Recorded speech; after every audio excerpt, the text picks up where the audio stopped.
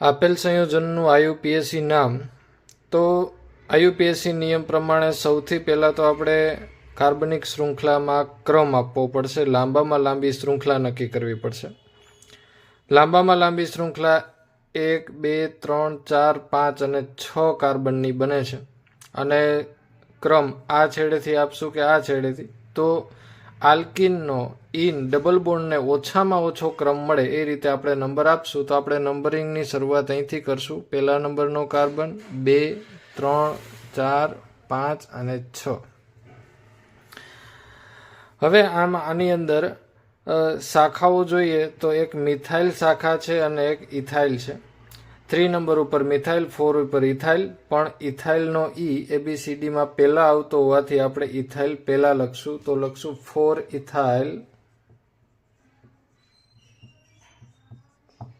ત્યારબાદ 3 methyl. Total 6 કાર્બનની chain છે એટલે હેક્સ.